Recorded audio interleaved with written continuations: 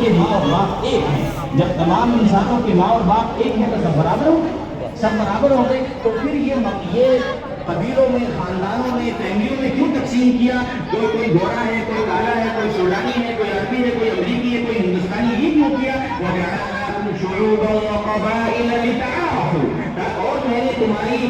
تمہارے خاندان اور تمہارے کمیونٹیاں بنائی تاکہ تمہیں پہچانا جا سکے۔ اگر یہ نہ ہوتا تو کیسے پہچانا جا سکتا کہ یہ فلاں شخص ہے، یہ فلاں جگہ کا رہنے والا ہے، اس کی زبان یہ ہے اور اس کا چال چلن یہ ہے؟ تو یہ جو تفریق کی گئی ہے، کسی کو مال دیا، کسی کو غریب کر دیا، کسی کو خوبصورت بنایا، کسی کو تھوڑا کم خوبصورت بنایا، اسی طریقے سے آپ دنیا کی ساری نعمتوں کے اندر چلے جائیے تو یہ جو چیز حاصل ہوئی ہے، کیوں؟ لتعارفوا، تاکہ تمہارے درمیان فرق ہو جائے، امتیاز ہو جائے۔ لیکن یہ جو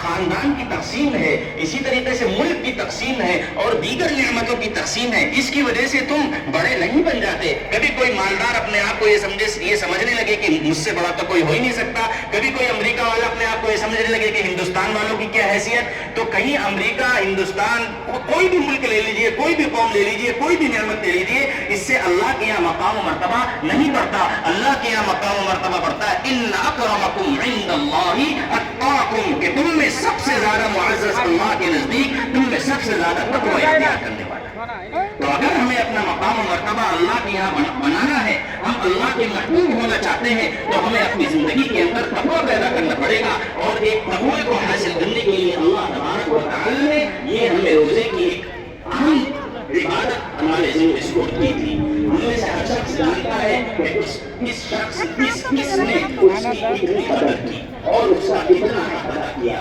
میرے عزیزو، اگر ہم سے اس کا حق ادا ہوا ہے تو یہ صرف اللہ کا فضل ہے، اس میں ہمارا کوئی کمال نہیں ہے، اور اگر کوئی کوتاہی ہو گئی ہے تو میرے عزیزو، آج بھی ہمارا اجتماع اسی کوتاہی اور اسی گناہ کی تلافی کے لیے ہوا ہے۔ اس لیے